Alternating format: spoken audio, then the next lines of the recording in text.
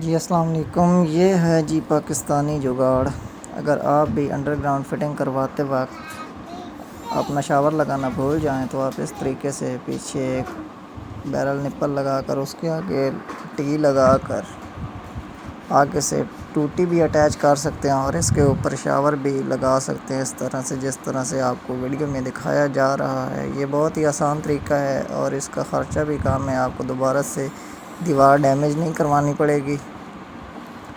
یہ بہت آسانی سے چل جاتا ہے اور پانی بھی اچھا آتا ہے اس کا۔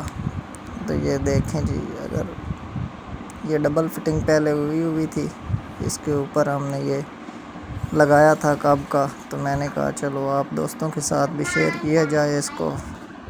اگر آپ بھی اس طرح سے لگوانا چاہتے ہو تو آپ لگا سکتے ہیں، خود بھی لگا سکتے ہیں اور لگوا بھی سکتے ہیں۔